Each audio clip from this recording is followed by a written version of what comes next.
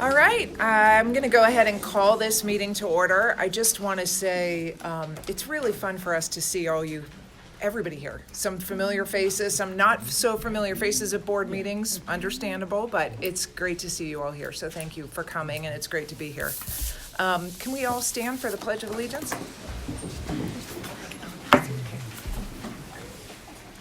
Pledge allegiance to the flag of the United States of America and to the republic for which it stands, one nation, under God, indivisible, with liberty and justice for all.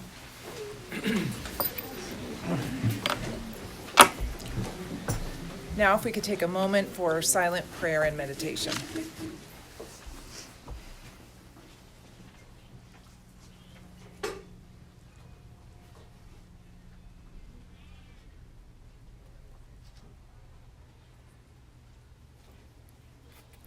Thank you.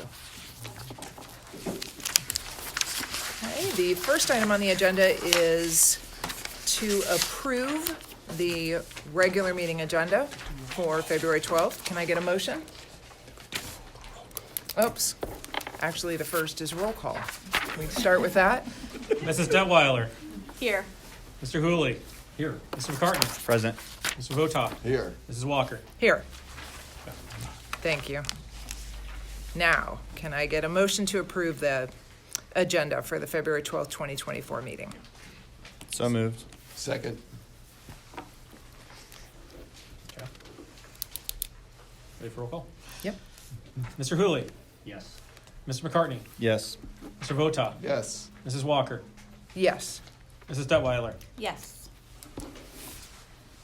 Okay, can I get a motion to approve the minutes from the January 8th, 2024 organizational and regular board meeting, February 6th, 2024 work session? So moved. Second. Roll call? Mr. McCartney. Yes. Mr. Votop. Yes. Mrs. Walker. Yes. Mrs. Detweiler. Yes. Mr. Hooley. Yes.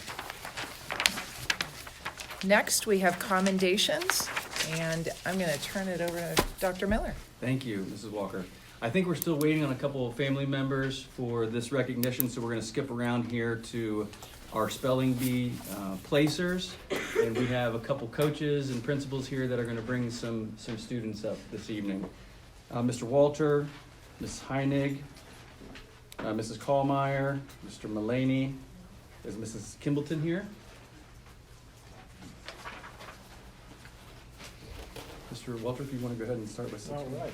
If I get my middle schoolers to come on up here, I want to go ahead and get you up here and we'll recognize you real fast. All right, as we're coming up, it's always impressive to watch our students at the County Spelling Bee. Spelling was always a struggle for me, so to watch them step up there and spell some crazy words, super impressive. We actually had an awesome representation both at the middle school and at the junior high. We'll let the junior high chat a little bit about their recognitions, but we had some placers at the County Spelling Bee. So first off, we have Will Chinook. Will was our first place fifth grader in the written spelling bee. We had Connor Park. He was our fifth grader who was the top fifth grade speller in the oral bee. And Tegan Jorgensen, who was our first place sixth grade written bee speller. So again, a pretty impressive display from our students at our fifth and sixth grade spelling bee. So congratulations.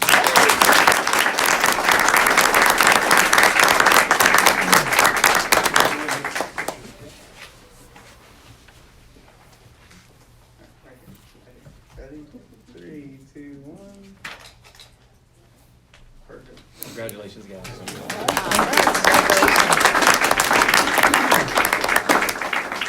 I'll invite up Mrs. Heinig. Mrs. Heinig is here as our 7th grade spelling coach. Mrs. Kallmeyer is our 8th grade coach and couldn't be here this evening. Like Mr. Walter said, I think my wife texted and said, "How's it going?" or "How did it go during the spelling bee?" And I said, "It's a great night to be a pioneer."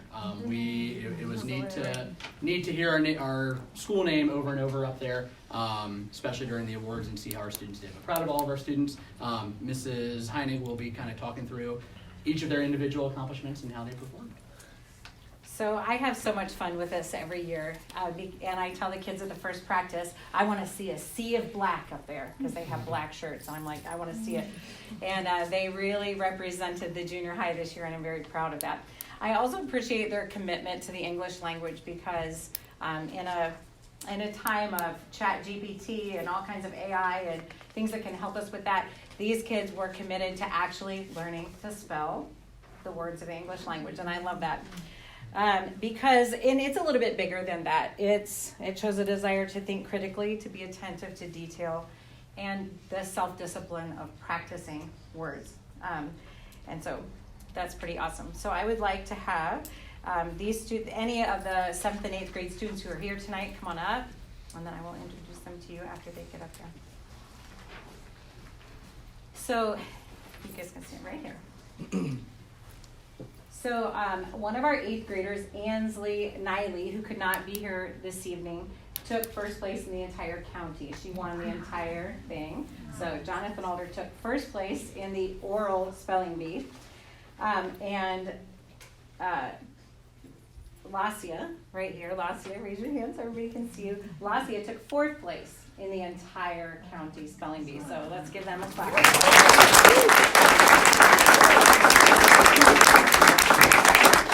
Then a second part of the bee is the written spelling bee, and that's another separate competition, and we rocked that this year, and so pretty impressive.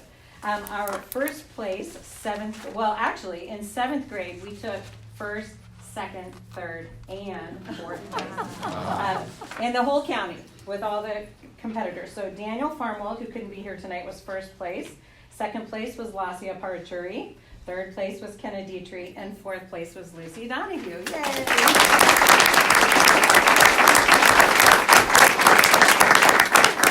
And then our 8th grade written winners, we had a 2nd place tie, Ansley Niley, who was the oral winner for the whole county, and Phoebe Uragas tied for 2nd place, and then 4th place was Maricela Molter, and so we'd like to give them a clap.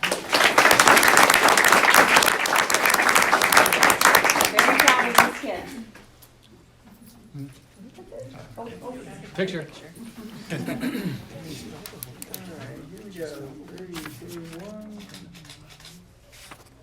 Put her on the spot. Looks good. Congratulations.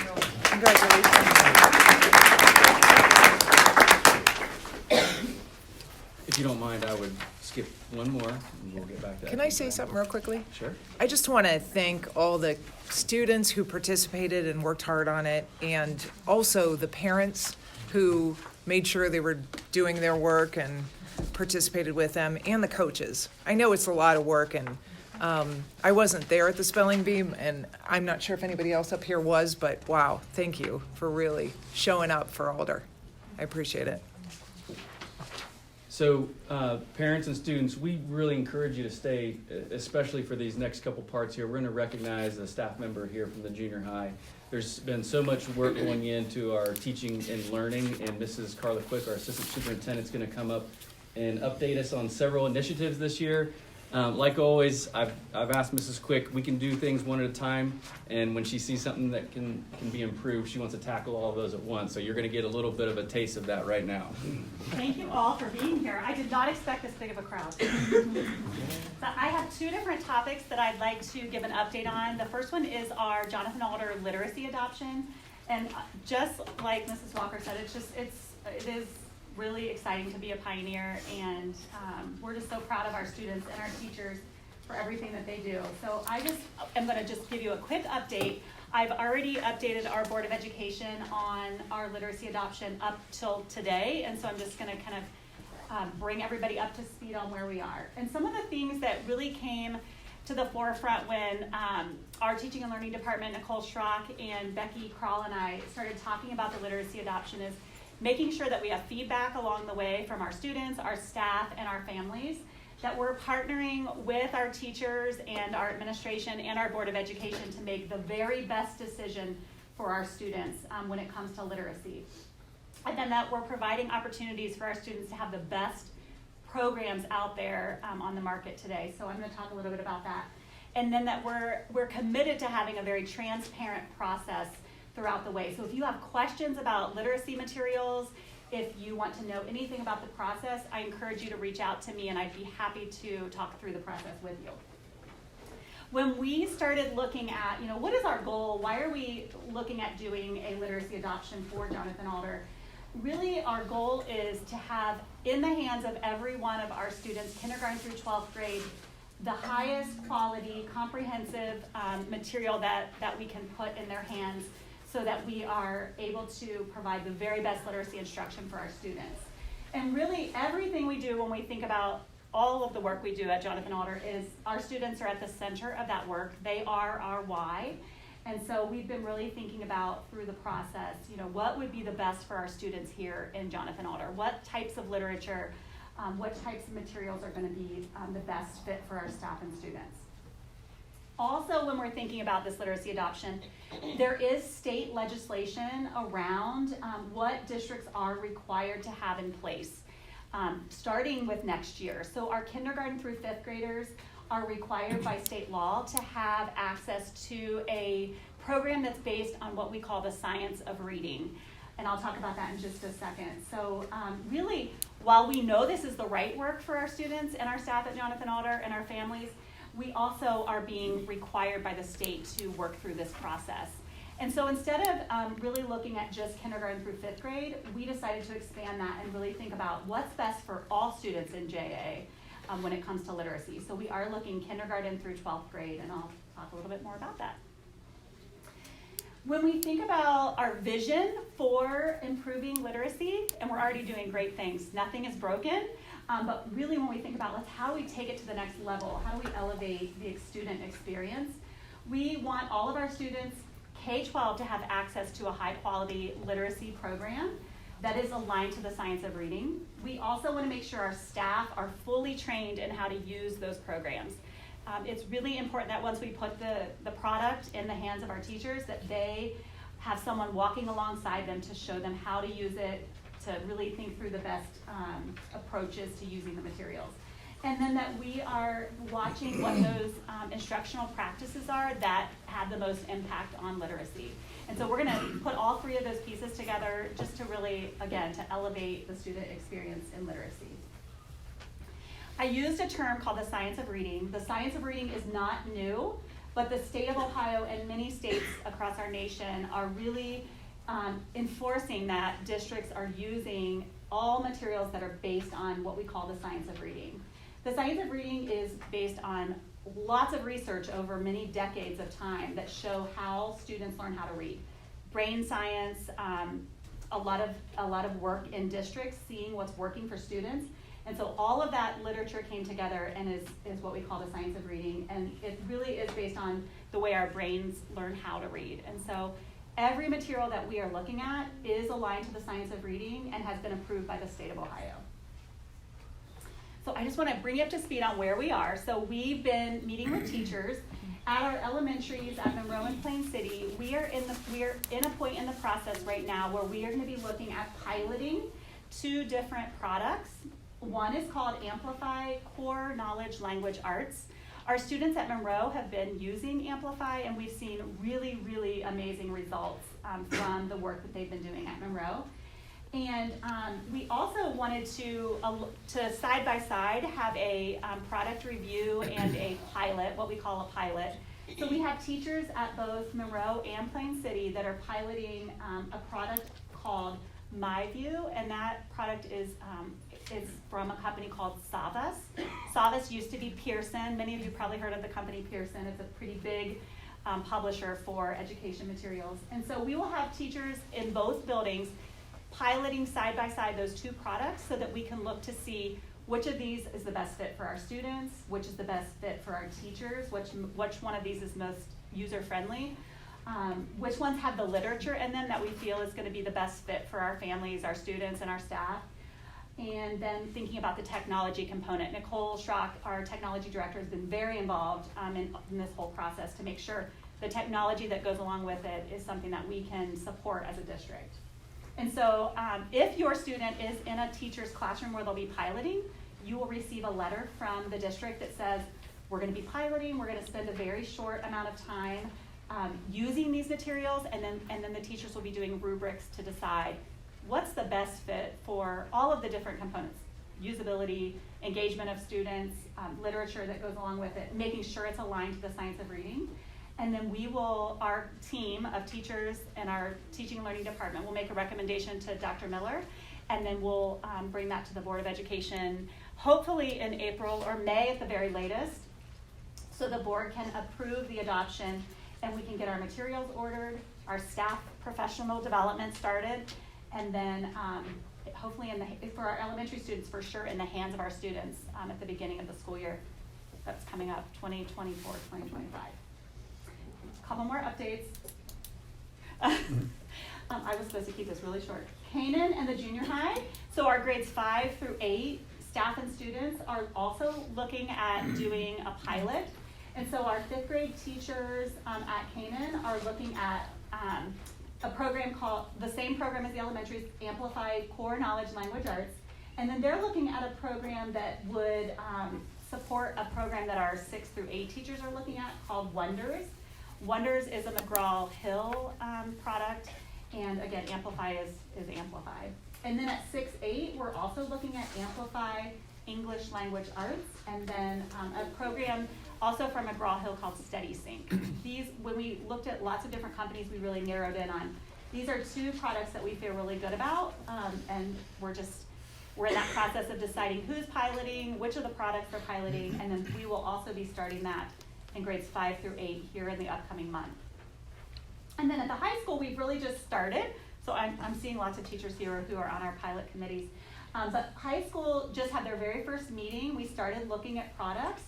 Last week, we had our first vendor come and virtually talk to our language arts teachers at the high school. So we are looking at just a variety of things. Steady Sync is one of them, which aligns with what our 5-8 teachers are looking at. And then another program called Houghton Mifflin Harcourt Into Literature, which is a program that our teachers asked to take a look at. So we're looking at that this week. And then in addition, we are looking at some advanced placement materials. So for our AP teachers at the high school, they were really also interested in looking at some products that might be a really good fit for our staff and students and families. I think that's it for the literacy adoption, unless you have any questions. I did bring a few products that are over on the table back there. If anybody, before you leave, wants to take a look, those are our elementary products that we're looking at. Good? Good, no Okay. questions. Thank you. I'm sorry.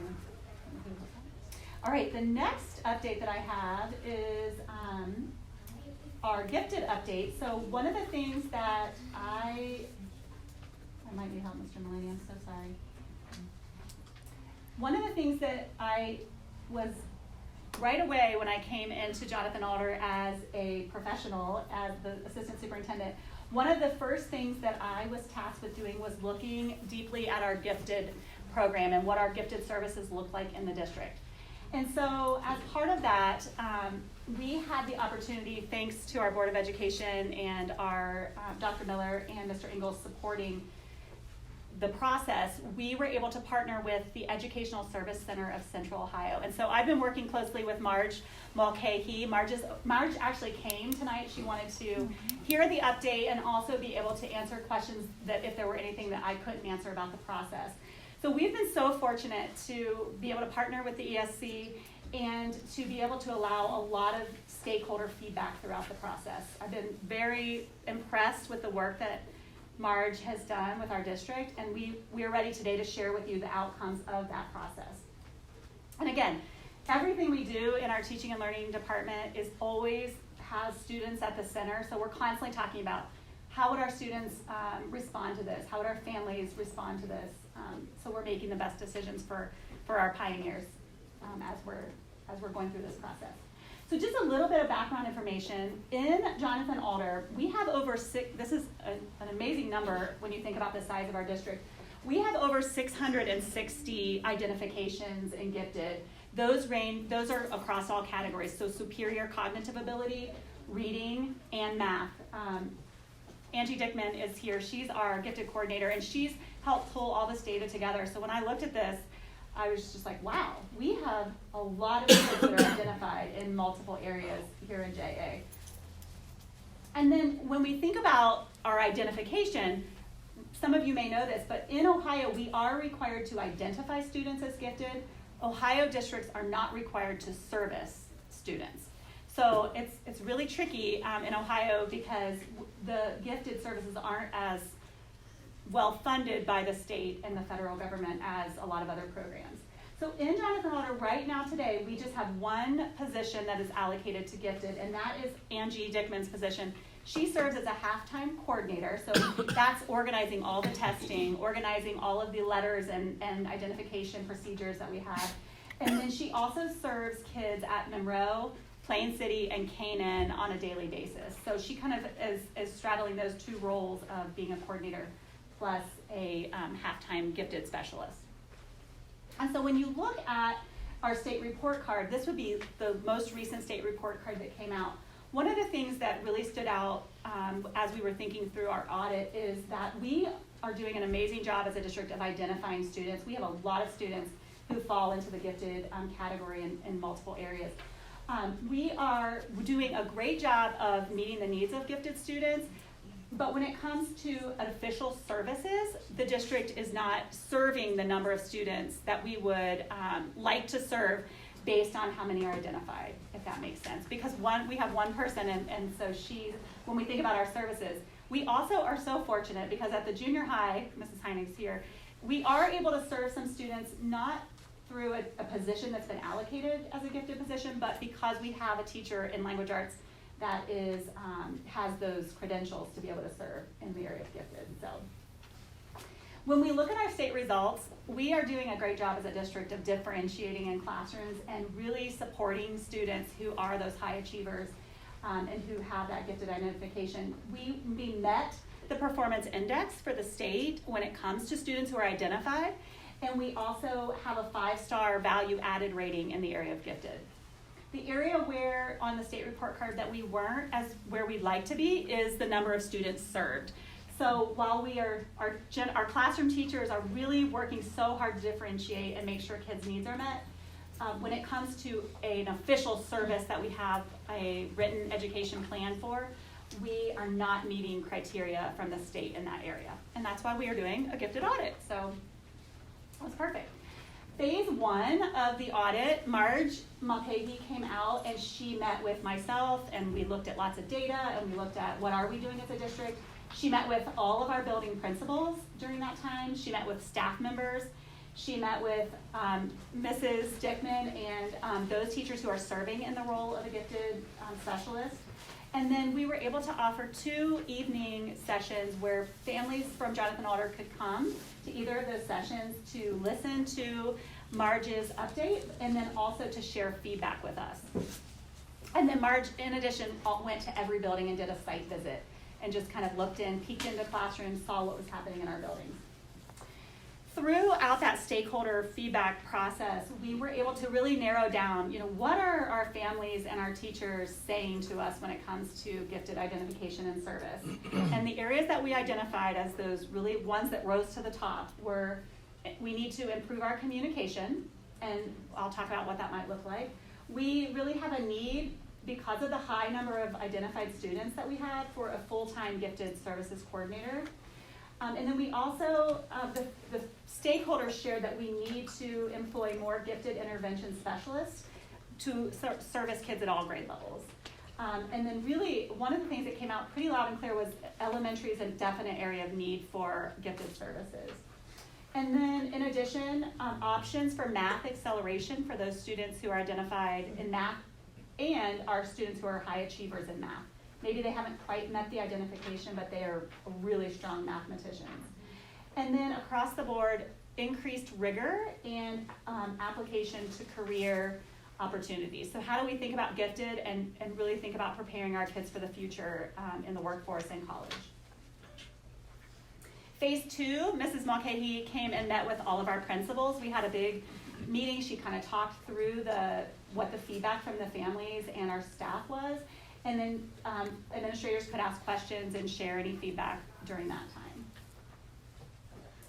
So when we take all this information and we think about what can we do, what are some shifts we can make in Jonathan Alder, maybe not all of them next year, but what are things we need to think about doing over time to really improve those gifted services for our students. And those things that came to the top from all the feedback, we're employing a full-time gifted services coordinator to oversee K-12, the process, and also supporting the staff who are serving kids in the area of gifted.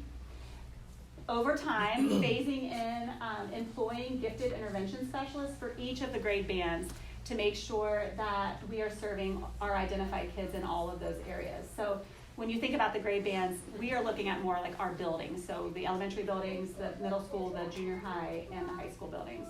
And when I say that, it might not be one person dedicated to each of those, but how are we gonna serve all of those students in those buildings? And that could include some shared staffing. I know you can't see this, and I know I'm talking too long. But thinking about subject acceleration does not require a gifted identification. But what we would do is a subject acceleration would be where a student's in a higher grade level for a certain subject area. So for example, for math, one of the things we're looking at is having pathways so that we can have groups of students who are identified as really high mathematicians that just get math really quickly and need that additional push in math, having pathways so that students can accelerate as groups. So it's not just single students, but we have groups of kids that are accelerated and then have the staffing to support that accelerated pathway. Do you want to, Margie, you would let me know if I'm... Absolutely. Also, using what we call the multi-tiered system of support process. That's when teachers come together, we look at data with our administrators, we think about what's working, what's not working, how do we better support our students. That we would use that model to decide which of those students need to have that accelerated pathway or just a single subject acceleration. All of our subject accelerations would be supported through a written acceleration plan and are recorded in what we call EMIS, which is a fancy way of saying the state reporting system. And then also a shift that's really important to us as a district is that we improve our communication. And that could be through looking at our website, having meetings with families who are interested in gifted. So quarterly or monthly, bringing families together to meet with our coordinator and anybody else who's interested to have discussions and conversations about what does this look like? My child is gifted, they might do something a little different than other kids, or they might constantly be wanting a challenge. How do we support them? And so we really want to work on our communication and support of our families in this area. I know this is a lot. Things we're already doing for this year with the support of Marge and ESC, we're going to update our gifted services website, update our early entrance webpage, and also update our acceleration part of our webpage. So a big webpage review and updating that for families so it's easier to use and has really good information. One thing that we've already started doing is we are looking at students who are already enrolled in accelerated pathways or accelerated classes, and we're making sure all of our reporting is accurate to the state. And that's something Marge has been helping us with in our office. And then another thing we're doing this year that we have not done in the past is we are participating in a visual performing arts gifted identification process, because we know that students can be gifted in many areas. All of our students have different gifts, and so this is one we have not been identifying that we are starting to identify this year. I think that might be the end. Okay, that's it, that's the end. Great, thank you. Any questions? No, thank you very much. Very good, informative. thank you. All right, so our next steps, just so that our board knows, is that Dr. Miller, Mr. Ingalls, and I have been having a lot of staffing conversations. And so then our next step would be to, now that we know all of this, to make recommendations about staffing for next year for gifted. We'd And expect then- that next month, probably. I would think we are definitely having those by next month. So we're putting all the pieces of the puzzle together with all the positions that we're Everything, talking about. yeah. And I'll recommend what I think is best for next year if we need to face a couple of. Great. Thank you, Mrs. Quick. Excellent job. Mrs. Lapia, is your family here? Would you come on up so we can recognize you? And you can bring, looks like I see you have two little girls there. It's my son and my daughter. Your And son- they're eating popcorn. They're probably good. Well, they can join you if they They're want, but you happy. can come on up. Would you like me to sit wherever? You can come right here so we can all. It's your show. You can do whatever you want. You're not going to stand? We'll have you Want stand me in a to minute. stand? Yes. Do you want me to stand? Yeah, please stand. Okay. We're going to put you on the spot here. Okay. I'm going to read a few things about you. Just want to Okay. thank you for your commitment and just all the work you do for our students in Jonathan Alder. Mrs. Lapia works relentlessly to provide support for students, teachers, and families in all aspects of their lives. Whether it is big picture visioning or down in the weeds support of a student through a situation, her primary focus is to elevate the experiences that students have in our building. Within any given day, Mrs. Lapia may be observed helping a family connect with social services for their basic needs, helping a student navigate a social situation, meeting with teams of teachers to discuss academic concerns, or helping a student plan high school courses and career pathways.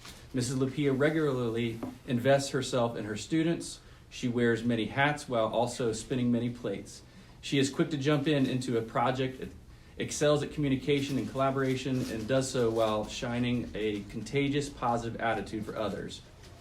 She establishes trusting relationships with students and their families and is able to establish a unique connection between homes and the school. Mrs. Lapia works tirelessly with a spirit of servitude to best support her students. She is a top visited staff member by returning students because of the lasting positive impact she's made. Mrs. Lapia serves in a variety of official and unofficial leadership capacities in the building, including the building leadership team, schedule exploration team, community connections committee, PBIS committee, the staff life events committee. She frequently assists with common planning, team discussions, and work. She collaborates with other school counselors across the district to promote a comprehensive school counseling program. Last week, we acknowledged all school counselors during National School Counselors Week. Today, we recognize Mrs. Lapia for your relentless and tireless efforts for all students at Jonathan Alder Junior High School. Thank you, Mrs. Lapia.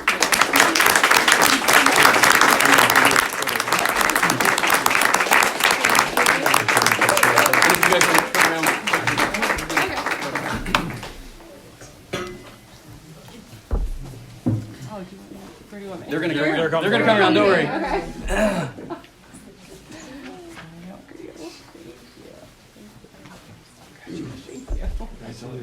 Yeah, so I expect. Okay, here we go.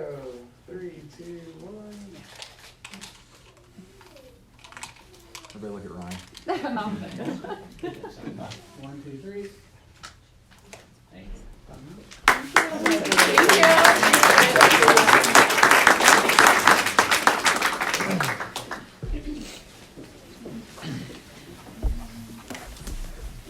All right. Mr. Mullaney, and Mrs. Lawson, and Mrs. Byers is here, but Mr. Mullaney, I'll let you take the lead and give us an update on the junior high progress and advisory. My name is Ryan Mulaney. I get the privilege of serving as the junior high principal, and I will take a very short amount of time. Just to very quickly go through, I'm not even looking at them, very quickly go through the highlights of the junior high. I only get this amount of time just to brag on all the great things that are going on in this building with these kids that are here, with all the kids that aren't here. So I'm going to take that time, but I'll be quick. You're in the junior high library. I just wanted to point that out. If you were here a year ago, it looked very, very different. All new paint on all the walls, all new furniture in this space. Mrs. Conley is here, so I'm going to give a shout out to her. This was part of her vision in seeing this transform into updated areas for our kids, whether it is technology or makerspace or STEM materials back here. Also just the vision to be able to transform this space into a board meeting, into a group where 3 different classes can come down here and work, whether it is a small group discussion, whether it is a staff meeting or a staff training. Everything here is on wheels. Everything is very intentional about the quality of the materials and how it can move, both in this building and in another building if needed. So thank you to Mrs. Conley for her work in making this space available. Very quickly, a few highlights of the year. There it is. A few highlights of the year. We have 350 kids learning in the building. We have about 20 to 30 staff members, depending who you count. This is a picture from our Veterans Day Assembly. We have a committee that put that together. It was a great experience for our kids. We've also had performances from our high school, both choirs and bands. Throughout the year, we had our fall service learning day where we partnered with Mrs. Lawson's help. We partnered with the Driven Foundation. They came in and had 3 outstanding speakers for our students, and the students spent the afternoon doing a number of service-based opportunities here in our community. We had our fall drama production. It was an outstanding comedy called The Ever After in our auditorium. We had our annual door decorating contest. Just a few pictures of just engaging classroom activities. Our teachers in this building do an outstanding job of moving past the I'll call it old school sit and get, and we know that our kids learn best when they're up, when they're moving, when they're doing engaging things, when they're connecting with each other, and our teachers do an outstanding job of leading our kids in that way. Through advisory, we had our pumpkin decorating contest, followed by the 3rd annual pumpkin drop with AEP Ohio. Recently, we've added some game tables at lunch so that kids that maybe finished eating quickly and are kind of done in a noisy cafeteria are ready to go out and play some games and do some activities on the hallway. So that started and has had a great start. Just a few highlights from the year. Our theme this year has been better every day. Our students are tired of me saying it, and that's okay. We talk about it in the way that we act, the way that we learn, the way that we teach, the way that we lead. Our goal is growth mindset, and we get better in what we do. We show up and do something a little bit differently every day, and know that the expectation is that we're going to do better than the previous day. Our teacher committees, you've heard some of them referenced tonight, but we have committees that have worked in all different areas of the building, from our Alder Club days to pep rallies to our PBIS committee, who just put together, it's called 10 to Win. It's a new initiative rewarding our students for being the great kids that they are. Some data pieces, and I'll come back to advisory, are some data pieces. Panorama, the survey that we do twice a year to see what's our students' experience in this building. Our fall data came back higher than it's been in the past 5 years. So super proud of our kids and our teachers for the experience that they're having here. Our value added data, we worked with Dr. Tom Fry, and I'm just going to brag. He works all across the state with a number of schools, is the growth and value added guru. And when he comes in and sits down and says, tell me what you're doing because I'm looking at your data and there are a lot of great things going on there. Super proud of our kids and the teachers that are leading them to get that growth data. And achievement is the same way. We're looking at our MAP data and super proud of our kids this year. Lastly, career and community connections. We have a committee focused on this. We started to do some work last year with some opportunities. We'll be doing more of that this spring. We just announced a community career expo. That will be for our 8th graders where we're just looking for anybody that has a cool job or maybe a cool story about the pathway that placed them in that job to come in and meet with 8th graders as we're going to rotate through some stations just to share your journey and share what it is you do and hopefully inspire some of our students to go in those directions. And lastly, there's a tolls connection with that as well. We're going to take our students over to tolls. Haven't done that in 5 years, and then also working with Mr. Hayes on just kind of elevating the high school transition experience, making sure both communication-wise and planning-wise, our students and their families know what their options are and what the next few years look like for them. I'm not reading the next one, don't worry. Mr. Moyer is our athletic director. He is currently running a tournament game down the hallway, but a great year in athletics. From fall sports, we have a number of athletes. Our fall sports, we had a number of great CBC championships and runners-up. Our winter sports here in the middle, great job representing all those teams. And then last but not least, we call them student athletes because we know that they are our students and scholars first. So I do want to highlight the overall GPA of our fall and winter athletes was a 3.7. 77% of our fall and winter athletes will receive a Scholar Athlete Award, which is a 3.5 or higher. And all teams, both fall and winter, when you look at their team averages, were 3.3 or higher. So if you're a parent of an athlete, you know what those seasons look like. And to get home from a meet or from a game and know that you still have to put first things first and get some homework done or get some sleep or maybe do some chores and get ready for the next day. Proud of all of our students for that work. As we look ahead, no secret that we're watching enrollment pretty carefully. Last year we were at 343. This morning we were at 352. I put this statistic up because I think it's amazing. 147 females and 205 males. Never seen a discrepancy like that. Just fascinating who's in this building. So 352 this morning, and next year, depending on the projection that you're looking at, 385 to 396 learners in this building. So we're working as a team. We have a schedule exploration team that is looking at How do we bring that many kids into a cafeteria? What does that look like? How do our current classroom spaces work? How do our schedules work? How do we have enough elective and options for these kids to go to at different times? So have a team working hard on that. We don't have a crystal ball to know exactly how many kids will walk in the door next year, and that makes it hard. But we're working on different scenarios in case we get some of those numbers. Other things we're looking ahead at: advisory program. We're looking at what our next steps are for that. Elective offerings, leveled classes. You heard a little bit about that with the gifted piece. Clubs and activities for our kids, and then continuing to enhance the career connections for our kids. Lastly, looking at our physical facilities, and again, making sure we're ready for our students in those spaces. I talk quickly. Let's talk about advisory very briefly. I'm going to bring up Mrs. Lawson first. We initiated an advisory program this year. If you're a parent of a junior high student, you heard a lot about it at the beginning of the year and back to school. Our goal was we looked at what were some of the needs of our students that we were seeing in classes day after day after day. And as we had some meetings last year and some professional development sessions, we looked at everything from executive functioning to critical thinking to problem solving to just getting along and being a cohesive group together. And we knew those are important, the softer skills, we knew those were important, but we didn't know where to fit them into our day. And so we created this advisory time. We've made tweaks based off both student, parent, and teacher feedback along the way to see, what is it how can we make this the best possible experience? We're not done. We still have more work to do with this. As we look at the schedule for next year and trying to figure out, are there pieces of this that we can maintain that are important to us that we maintain? Are there pieces of it that we can give up because we're going to have a different type of schedule next year? We've kind of adopted a pattern of Monday and Wednesday being academic assist days, where we're able to focus on what extra help you need in your classes. Have some phenomenal, we just shared it with our VLT course failure data.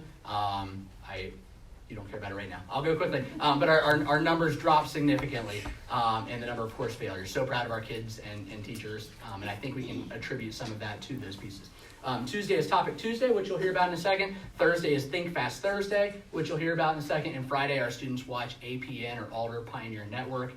It's a student-produced video that Mr. Alexander's Tolls class puts together. Mrs. Lawson. Come on up. Mrs. Lawson has served as our advisory coordinator. Really appreciate the work that she has put in to organizing the different topics for different days. And she's going to share a little bit about the process. She's going to introduce a few students that will share their projects. Mrs. Byers is going to come up and tell a little bit about a project and then introduce some students. At the end, if you would like to come see their projects and ask questions and chat with the students, parents, and board, you're welcome to do that. All right. Mrs. Lawson.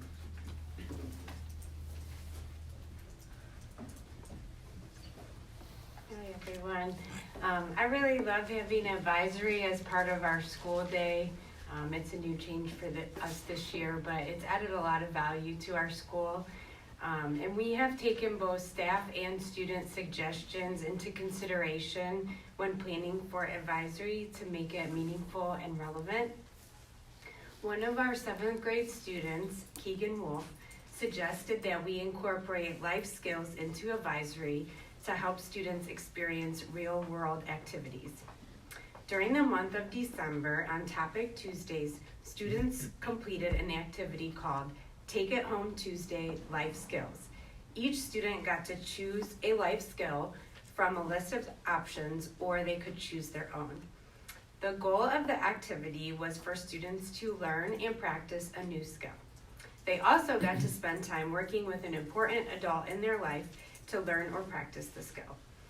We have 3 students who will be sharing their life skills with you and what they learned from this experience. And first up, we have Lydia Roseberry. So come on up. Hi, my name is Lydia Roseberry and I'm an 8th grader. The skill I chose was table setting. When learning about this, I learned that there are 3 types of table settings: classic, basic, and fancy. One of the hardest parts was finding all of the right things. One of the easiest parts was putting the bread plate, dinner plate, and water glass in the right spots. The easiest way to remember it is BMW. I was surprised that there are a lot of different silverware. I worked with my mom, and this was my project.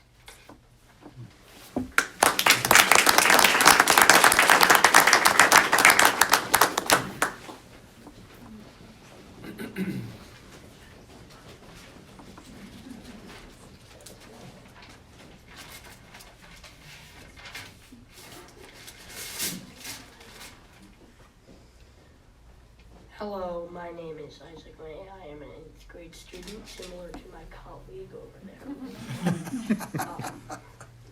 Skill I chose was making magnificent bread. It's right over there if you want to take a look. Yes. So you can also have some afterwards as well.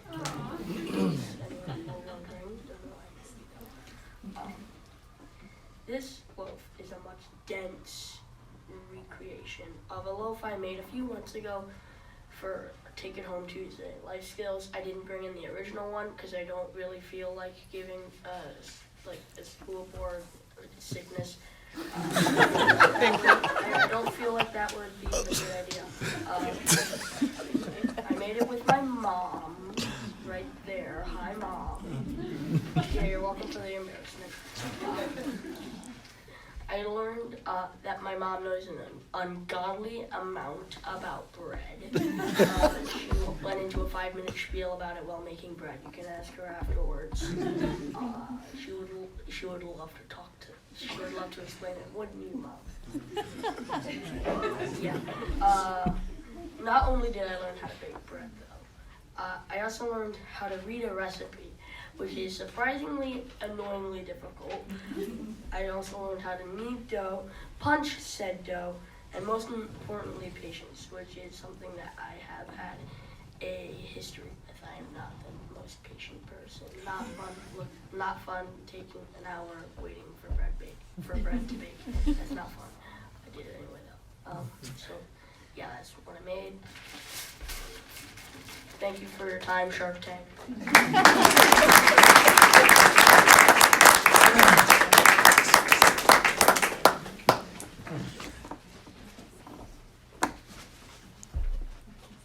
Hello, my name is Lennox Lawrence and I'm in the 8th grade.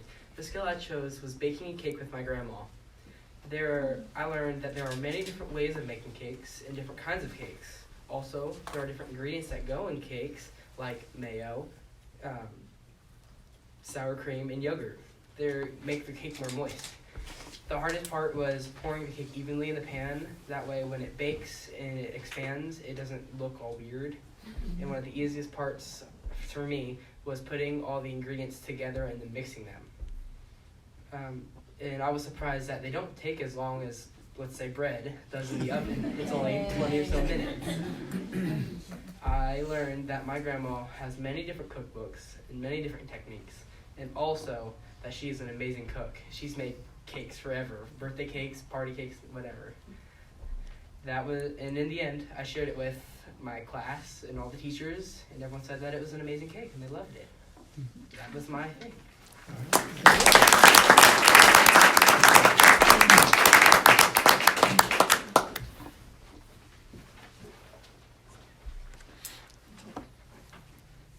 All right. Hi, everyone. My name is Emily Byers. I am the STEM facilitator for the district, which means I get to work with every student in the district, K-12. I run our Think Big space over at the high school. But over the last couple of weeks, I've had the pleasure of working with our junior high students on a project. So I just want to tell you a little bit about their project, and then I'm going to let them share what they experienced. So we focused on Think Fast Thursday, and Ryan came to me and said, hey, what do you think about this? I was like, this is great. We had our students work quickly through our engineering design process to complete an activity using 3D modeling. We asked our students to identify current strengths here at the junior high, and it was amazing to see the awesome things that take place in this building every day. But then we also asked them for things that they would like to see improved. We asked them to think about either a physical change or an operational change, just kind of something that would enhance our school community.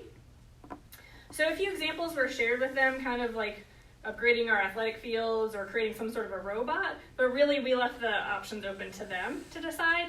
And then once they had their topic, they got to learn how to use Tinkercad. So over the course of a month, they had a really quick crash course on how to create a 3D model to create their prototypes for the change that they wanted to see. And then last week, students shared their finished projects with their advisory groups, and then they determined which prototype from each advisory would be actually printed at our Think Big spaces. So as you can see from the slideshow, the models that were created are unique, creative, and they all came up with a solution for a change that was identified by them, by our students.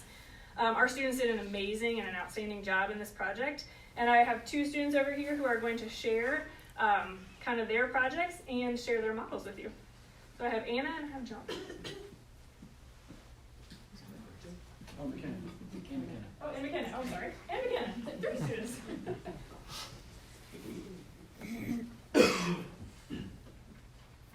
Hi, my name is McKenna Shafley and I'm in 8th grade. For my Tinkercad project, one improvement area I thought of was adding a clip-on cup holder to our desks. I decided to make a cup holder because water bottles are constantly falling over and spilling, but if we had cup holders, you wouldn't have to worry about your cup falling over. The hardest part about this project was figuring out how to connect our pieces together because we weren't able to find the instructions on how to do that. One of the easiest parts was picking the pieces for the cup holder because there's only 2 pieces. I learned that 3D printing is hard and requires patience, especially when you don't completely know what you're doing. It was fun to use Tinkercad and think of things that we would like to improve around the school.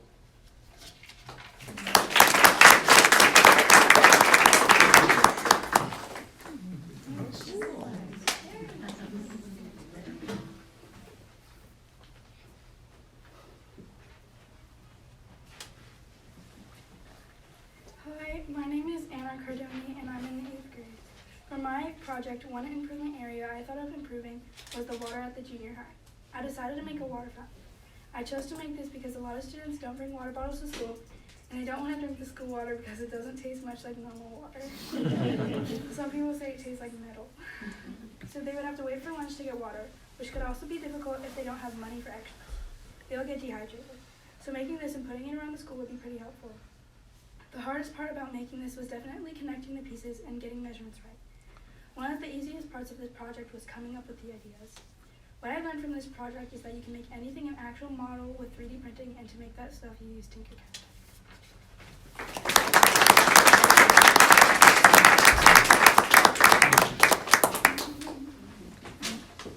While John's coming out, Ella Apple could not be here this evening. She went home sick today. But this is her. She made a wheelie desk. She referenced that she loved having wheelie desks in Mrs. Heining's class, even though Mrs. Heining yelled at us to not wheel them around.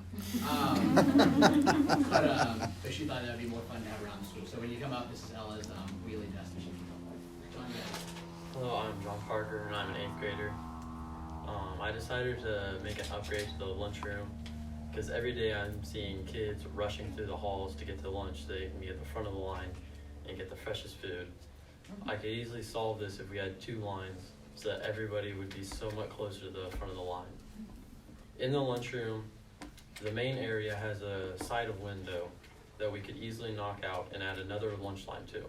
It can wrap around the other side of the hallway and we'd be all good. I did this using 3D modeling with Tinkercad, and through this I learned that 3D printing is very hard to do and takes a long time, and how it is integrated into the real world. My model is the red one over there.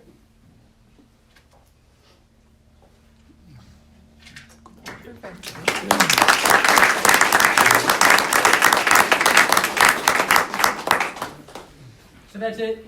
Thank you for coming this evening. There's more board meeting, but if you want to take a second and come check out their work, students, if you'll come stand behind your stuff. If you happen to be serving bread or cake, or if you'd like to try bread or cake, you're welcome.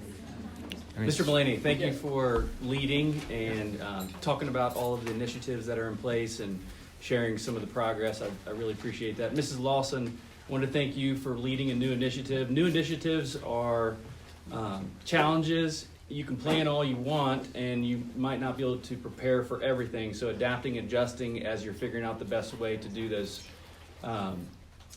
complete the task is just something I commend you for this year. So I'm glad to hear, Mr. Mulaney, that looking at grades before advisory to now advisory is making a difference in our students' lives. So thanks for that. Mrs. Byers, I want to thank you as well too. Mr. Hooley, you might not know this, but Mrs. Byers is impacting student learning K through 12, and here's just another example of her working with individual buildings, grade levels, and principals and students. So thank you for being part of this process. And then Lida, I have one question for you. If I go to a restaurant and start with 4 forks at my place, give me something like the BMW that you talked about, where I start. Well, BMW is actually used for placing the bread plate, the main dinner plate, and the water glass. The bread plate always goes right on the top.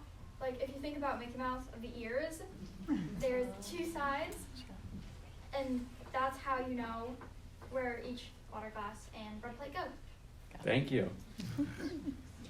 Did you guys want to go up and take a look at the? Yeah. I mean, it's probably rude to not have some bread. I think. I didn't ask the question very well. That's all right. All right.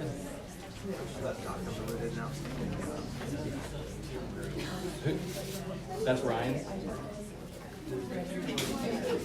Okay. So I missed that.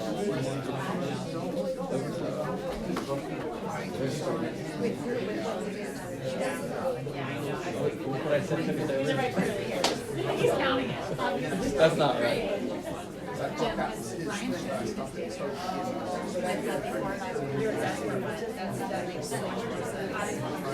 We need to show that.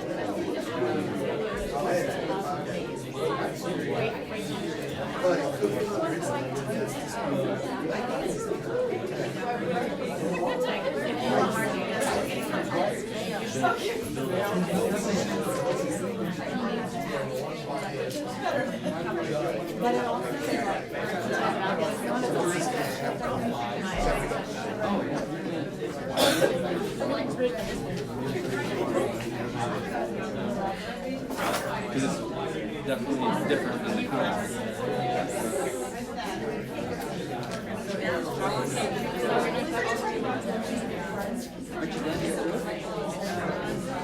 My wife's already asking when I'm going to be home. You just need to say there's an executive session, and if there's not, then you're home earlier than I think.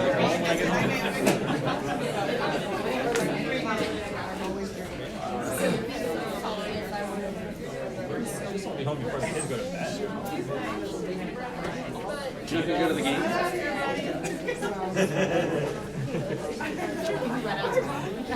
Yeah, I know.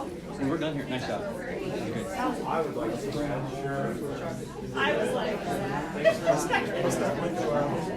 invitation.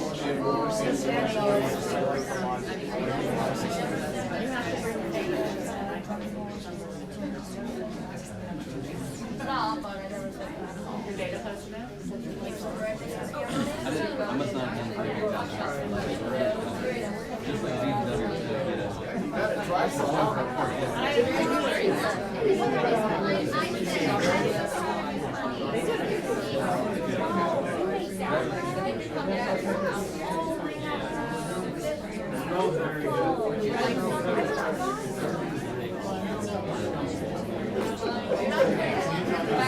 It looks great. That's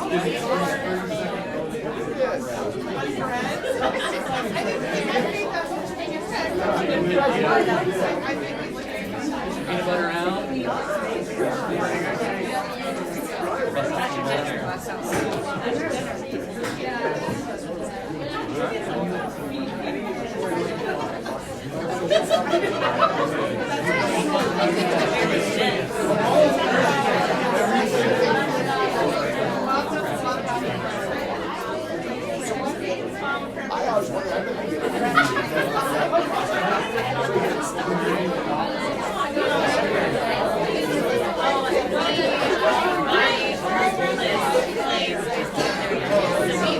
know the main The recipe cake. Yeah, let's all. Allow for no questions. This is what it's all about. Yes. How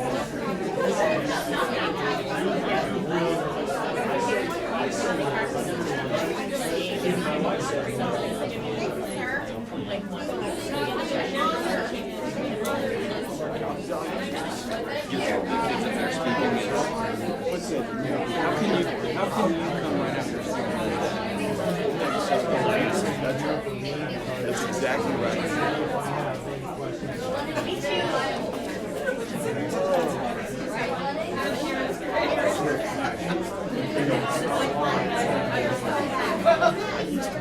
That's pretty impressive with the GPA.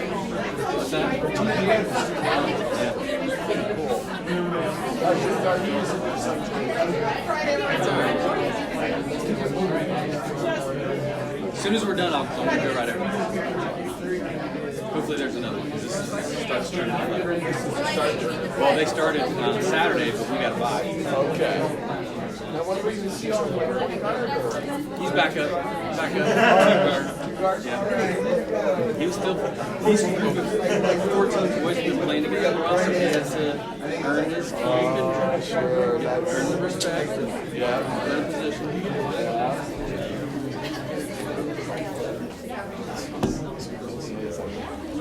You might need a water. I don't know.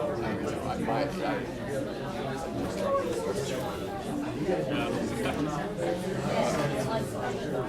I got one out.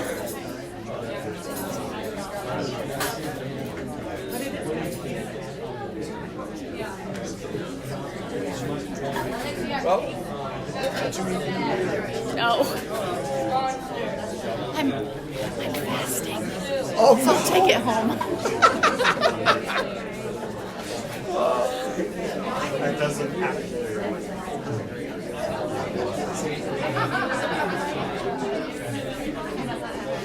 I'm definitely going to take a bite so they can. I got to take a bite of it anyway.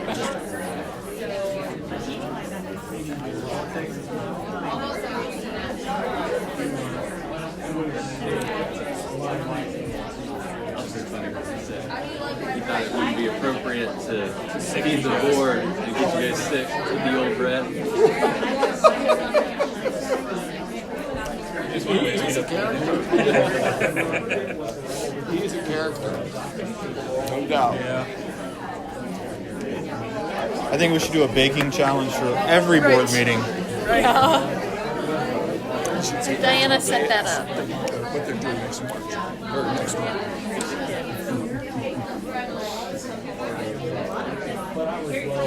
Sonia's going to ask him right now, I bet.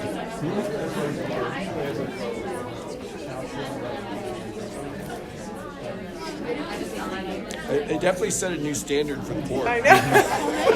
It's amazing. This set a standard. Oh, yeah. Mr. Mulaney, next year we expect food. Actually, if they can come next month, second Monday of the month, March, we'll be at the high school. Okay. This is good. I usually get February, which is the Valentine's Day. Usually it falls like that week. So Yeah. we'll see if Very we can. good. Thank you for being excited for them. I know. Oh, no. But they did a great. They did a great job. That's a group that I'm glad they got to. Yeah. And they took a picture. Potatoes and pot roast, no vegetables. I was like, if you throw any vegetables in there, like carrots, no. Well, but I said if you throw carrots and celery in there, it just all tastes like pot roast. It's a perfect time to get vegetables. Okay, we ready to move on? Yeah. Okay, we are now on to 7.01, financial report for January 2024. Is there any public comments? Oh, I forgot. No Where's other Tyler? comments? No public comments? Okay, Okay, we're good. all right. So can I get a motion to approve the January 2024 financial reports as presented? So moved. Second? Okay. Okay. Mr. Engels? Just really quickly, our income tax collections were slightly up from this time last year. So that just indicates we have a strong local economy that's growing at a decent pace. So it's very happy to see that. One thing you might notice is that retirement insurance costs have gone up from the previous year. Reason for that is the insurance committee changed our contributions from an every pay cycle to 75% on January, 25% in September.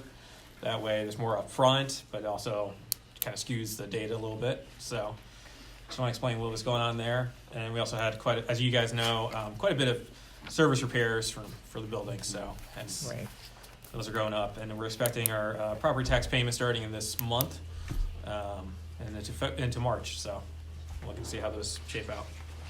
All right, great. Any questions? Okay, roll call? Mr. Hooley? Yes. Mrs. Detweiler? Yes. Mr. McCartney? Yes. Mr. Vota? Yes. Mrs. Walker? Yes. Okay, so moving on to 7.02, can I get a motion to approve the resolution to authorize RFP for natural gas through Meta Solutions? So moved. A second. All right. Any discussion? Is this it's to get a quote for natural So gas? we have to competitively bid for natural gas providers, so this way Okay. Meta is handling that for us. Okay. We currentently don't have buildings on natural gas. The old Plain City Right. building was the only one. But in this case, when we do a building project, if it requires natural gas, we have this portion, Plain City Elementary don't have natural gas. propane. I'm not sure exactly how they're heated. It's no gas at all. It's all electric. Yeah, all of them. Yeah. But if we do build a building that requires natural gas, we have the bids, we've been through the process, and we're good to go. Are we looking to put other buildings onto natural gas, or just in case of new buildings? Just in case. Okay. There's no plans on that yet. We'll weigh all of our options and take the recommendations from the engineers and architects. Yeah. Okay. Yeah, and I said RFP, but that's a request for a proposal. So we're voting to approve a resolution to authorize Meta Solutions to Basically bid issue on a their request for a proposal. Yep. Okay. Any other comments? Roll call? Mrs. Walker? Yes. Mr. Vota? Yes. Mr. McCartney? Yes. Mr. Hooley? Yes. Mrs. Detweiler? Yes. Okay, moving on, motion carries. Moving on to 7.03, can I get a motion to accept the amended appropriations and certificate of estimated resources as presented? So moved. Second. Okay, discussion? I provide information on what these were. They're happy to answer any additional questions. I don't have any additional Thought it was questions. pretty self-explanatory. Yeah. Okay, roll call? Mr. McCartney? Yes. Mr. Hooley? Yes. Mrs. Detweiler? Yes. Mrs. Walker? Yes. Mr. Vota? Yes. Okay, motion carries. Moving on to 7.04, may I have a motion to accept the tax rates and revenues as presented by the county auditor for 2024. So moved. Second. Discussion? Mark, is this what you updated us on? Yes. Yeah, there was a couple updates that went out. These are the corrected and accurate figures. Compared them to the Ohio Department of Taxation data. So these are correct and true now. As you notice, if you know, there was an issue with the auditor's numbers before, so that's why we pulled it off last meeting. Thank you for seeking the corrections in those numbers and noticing that they were wrong to begin with. Yeah. Okay, roll call? Mr. Vota? Yes. Mrs. Walker? Yes. Mrs. Detweiler? Yes. Mr. Hooley? Yes. Mr. McCartney? Yes. Okay, motion carries. Moving on to section 7.05. Can I get a motion to approve the listed transfer of funds? So moved. Second. Okay. Mr. Engels? So this is the remaining local share revenues from our OFCC project that was closed out in May of 2023. So this is to be able to move those funds to another fund, which will allow us to pay for general facility repairs and improvements throughout the district. Any further discussion? Okay. Roll call? Mr. Hooley? Yes. Mrs. Detweiler? Yes. Mrs. Walker? Yes. Mr. Vota? Yes. Mr. McCartney? Yes. Okay, motion carries. And 7.06, can I get a motion to approve the then and now purchases as authorized by the treasurer? So moved. Second. Okay. Yeah, Mr. Engel, discussion? Yeah, so I have some information here and also an explanation for Mr. Finnick. This is just a long-standing purchase order that was open from last year that got closed out early before we received everything. Talking to our auditors, they're currently doing their audit. Our audit, they recommended that this is something that the board should be approving. It's over $3,000. So purchases over $3,000, if they aren't paid in the time that they were approved, they need to be reapproved. Yeah, so after if there that. was You an get invoice that invoiced. came in without a purchase order, that's Okay. over $3,000. Okay. And everything was approved at the time in the spring. The work was delayed, parts and labor was pushed to the school year. Yeah. Okay. And I did have a meeting with Schneider Electric to talk about their billing and trying to speed up the process and when they can turn around invoices and keep us current. All right, thank you, and I appreciate you making sure that we're doing the right thing as far as the audit goes too, as a board. Thank you for that. I do. Any other discussion? Well, I just have a question, kind of piggyback on this. If there is a, do we have to get multiple bids? Is there a dollar amount? $50,000. 50,000. Is that normal? Yeah, that's in the state law and also in board policy. Okay. So that's pretty standard across the state. 50,000 for any improvement, repair, the equipment for a building facility. Okay. You're saying more than 50,000, you have to get multiple bids? Yeah. Okay. Okay. Any other questions? Okay, roll call? Mr. Vota. Yes. Mrs. Walker. Yes. Mr. McCartney. Yes. Mr. Hooley. Yes. Mrs. Detweiler. Yes. Motion carries. Okay, moving on to section 8 reports. Mr. McCartney, do you have a tolls report for us? Yeah, you have my report in front of you. The big highlight here is the expansion.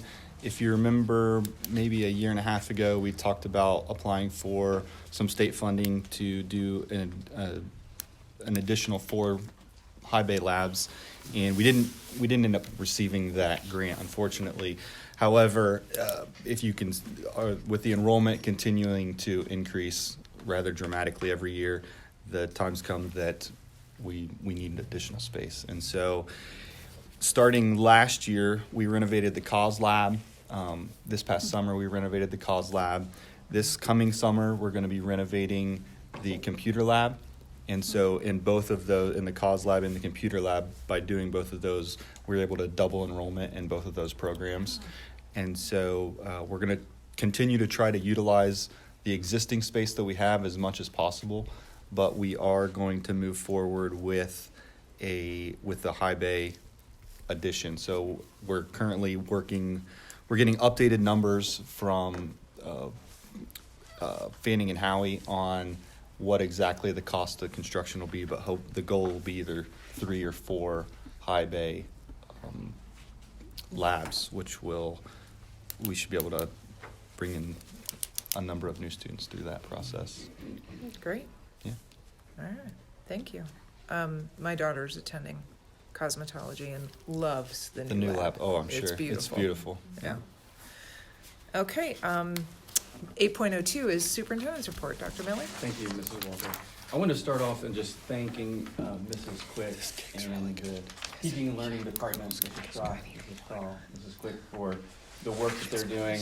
They're elevating all of our practices across the district and asking more and more of our students and of our teachers and of our principals, and it's just really elevating the organization as a whole. So I want to thank you guys for that and let you guys know it is okay if you need to slow down here and there. But, you know, there are weekend emails, text messages, phone calls, just to make sure that we're just doing a little bit more the next day, every single day. So I want you guys to know that that's going on all week long. And thank you for always keeping me updated and recommending what you think is best for the district. I appreciate all of you. I wanted to share with the board this educational visioning that's right around the corner. Even though for Carla and I, and she's taking the lead on this, you know, this has been months and months of discussions, talking about it with Steve Hammond and Paul, talking about it through our steering committee. There's been lots of work, but really no one's really seen that work until Friday. We're opening up our educational visioning process with our entire staff. You're all welcome. We would really appreciate it if you want to even come for the first part of it. And it's really special to me because really there hasn't been a day go by since I've been hired, and we're going on 2 years that I haven't heard or the question of what are we doing with the district in the future? What are we doing with the growth? What are we doing with the development? And Friday really starts the work, bringing in the voice of our staff and who are the community as well too, and what do we want Jonathan Alder to look like in the next 3, 5, 10 years. Now, one other thing that Mrs. Quick has been doing is getting into the classrooms this past month, and I've been able to join her several times. And I'll tell you, it's just been just a pleasant surprise to hear our students have one-on-one conversations about what is our district doing well and what can our district do better so we can prepare for the future. Now, having these conversations with juniors and seniors, it's great because they might tell us, we wish we would have heard or seen this or experienced that, but we can give that to those incoming upperclassmen. So that is setting the stage right now. I wanted to thank you for that envisioning. Now, as you know, the strategic planning and the master facility planning process is a year-long process, and envisioning is just one of the pieces of the puzzle of this entire process. But I would say the envisioning is the most important piece, and maybe the largest piece of this whole planning process. Everyone thinks that we're, shaping our district to the enrollment and the development, but that's not. We're shaping our district to the envisioning. What our students, what our staff, what our community, what the board, what our parents say, this is what we want the teaching and learning to look like in the next year, 3 years, 5 years. Well, then we're going to put that enrollment piece with it, and we're going to make sure current buildings and new buildings, we can have that same delivery for our teaching and learning. So this is a really big kickoff on Friday. I want to thank you for taking the lead on that. I think Friday about 3:30 you'll be able to take a deep breath, and a lot of moving parts on Friday. But honestly, I'm really excited because since the first day I met you guys, we just thought and talked and brainstormed about what does this look like. And Friday we're kicking it off. So that's great. A lot of planning over the next several months. I wanted to congratulate some of our spelling bee winners, but I think most of those students are gone. But those advisors do a great job, and the principals do a great job supporting our students through that competition. I also wanted to, I think last month I had congratulated Evan Plattfoot for Student Athlete of the Month within our conference, but now I want to recognize her and Peyton Heiss for reaching that thousandth point milestone. Just congratulate them on the outstanding individual performance, but outstanding performance with their programs as well too. I wanted to recognize our girls swimming, the first time ever earning a conference championship on January 27th. They were able to reach that accomplishment, and the program continues to grow, and they're elevating their practices, and they're performing and they're winning. So I want to congratulate our girls swimming. That conference championship, along with the girls basketball conference championship, leads How many me. championships would that be? That would be Alder's 137th and 138th all-time conference championship. So I sent Tyler down to the gym to count those this morning, and Nice. so Thanks, Tyler. For a different reason. I told him if I get questioned on these numbers, if they're not right, I'm going to hold you accountable.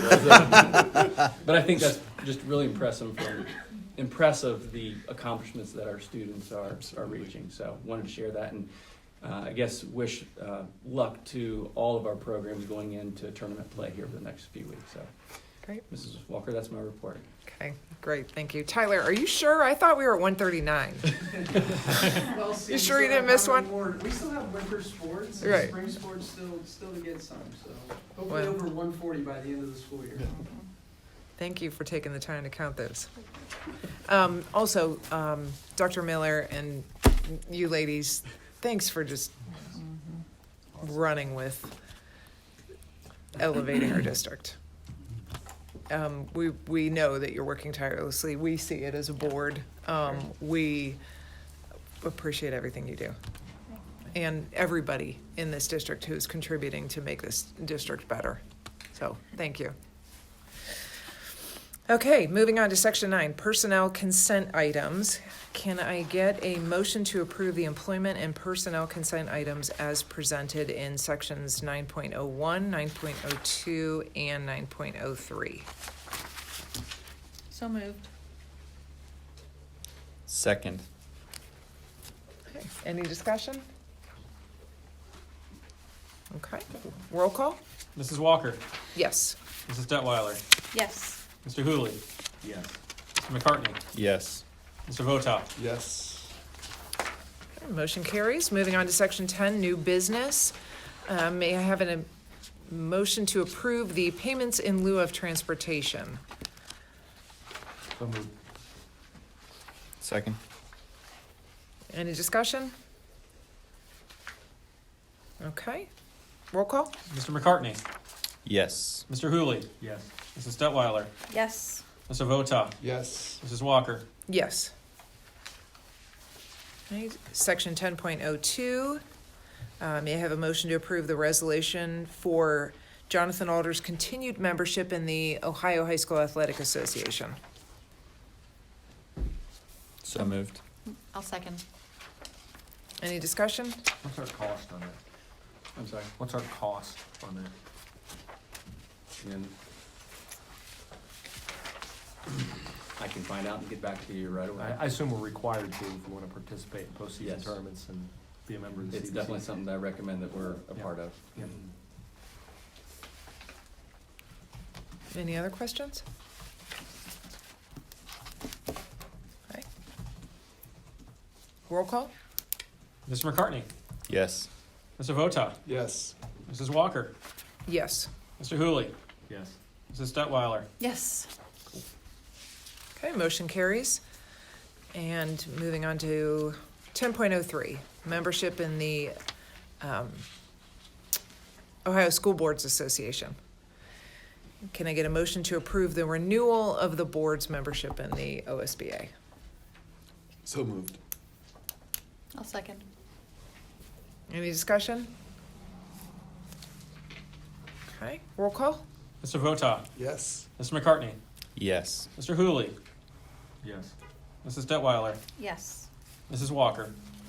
Yes. Moving on to section 11, can I get a note? The next regular board meeting is scheduled for Monday, March 11th, 2024. Where's that We'll board be meeting? back at the high school at 5 o'clock. Okay, It at looks the like high cut school off at the 5 top p.m. next page. All right, thank you. And that's it. Can I get a motion to adjourn? So moved. Second. Okay, roll call? Mr. Hooley, Yes. Mrs. Detweiler, Yes. Mrs. Walker, Yes. Mr. Votak, Yes. Mr. McCartney. Yes. Okay, meeting is adjourned. Thank you, everybody.